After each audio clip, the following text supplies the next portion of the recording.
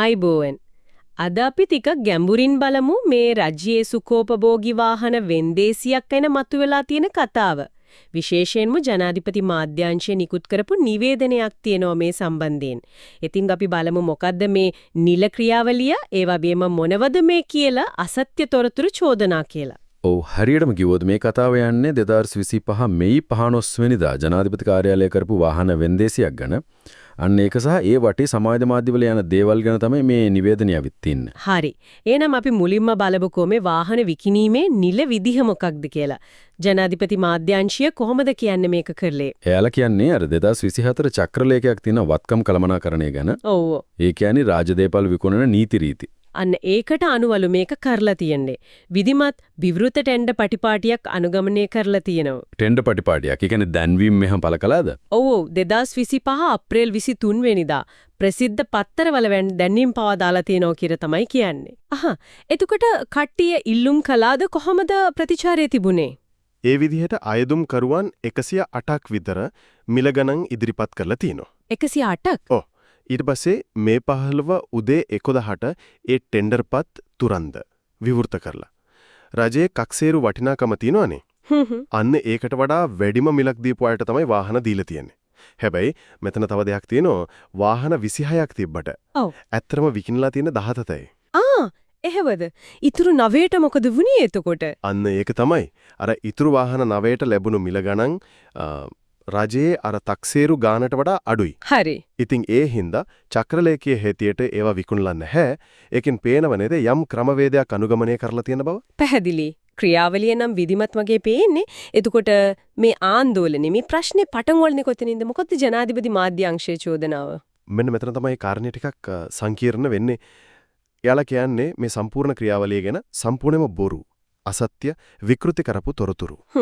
හිතාමතාම යම් යම් කට්ටියක් සමාජ මාධ්‍යවල සමහර විට වෙනත් මාධ්‍යවලත් ප්‍රචාරය කරනවා කියලා හිතාමතාම කියන්නේ කවුරු හරි ඉන්නවා කියලා දියාලා හිටන්නේ මේක පිටිපස්සේ. ඔව් එයාලගේ අදහස ඒකයි. මේක ආණ්ඩුව අපහසුතාවට පත් කරන අර සංවිධානාත්මක වැඩක් කියලා තමයි කියන්නේ. සංවිධානාත්මකව. ඔව්. නිවේදනය ඇතුලේ තව ටිකක් විස්තර කරනවා. එයාලා සැක කරනවා. ඉස්සර මේ වාහන අරගෙන පාවිච්චි කරලා සමහර විට අනිසි විදිහටත් පාවිච්චි කරලා වරප්‍රසාද ලැබුපුවා ඉන්නවනේ. ඔව්. දැන් ඒ වරප්‍රසාද නැති වෙච්ච සමහර දූෂිත පුද්ගලයෝ කණ්ණායමෙම මේ බොරු ප්‍රචාර පිටිපස්සේ ඉන්නවා කියලා තමයි යාළගේ සැකය. ඒ කියන්නේ පරණ ක්‍රමයට වාසි ලැබුපු අර. ඒ වගේ අදහසක් තමයි තියෙන්නේ. අර සමාජ මාධ්‍යවල කුලිලියන්නන් කියලා කියන්නේ.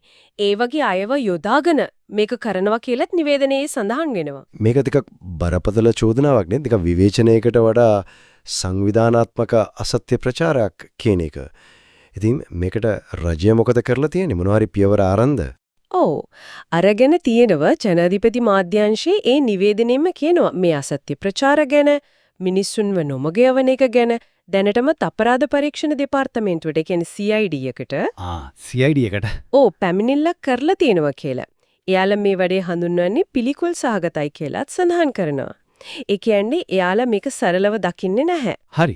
එහෙනම් අපි මේ ටික එකට ගත්තාම පේන්නේ මෙහෙමයි නේද? එක පැත්තකින් ජනාධිපති කාර්යාලය කියනවා එයාලා නීතියට අනුව චක්‍රලේඛ වලට අනුව විවෘත ටෙන්ඩර් එකකින් වාහන 17ක් වික කියලා. ඕ. අනිත් පැත්තෙන් එයාලම චෝදනා කරනවා මේ ගැන බොරු සංවිධානාත්මකව පතුරනවා කියලා. ඒකට CID පැමිණිල්ලකුත් දාලා තියෙනවා. හරියටම හරි. ඒක තමයි தත්ත්වය. මේක ඇත්තදම අද කාලේට ගොඩාක් ආදාළ ප්‍රශ්නයක් මතු කරනවා නේද? මොකල්ද?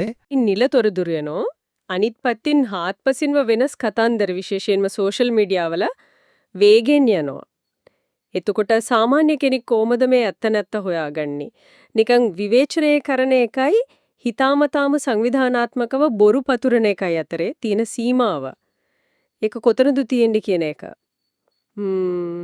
හිතන්න ඕන දෙයක් නේද? ඇත්තටම මේක ලুকু අභියෝගයක් තොරතුරු තහවුරු කර ගැනීම ගැන.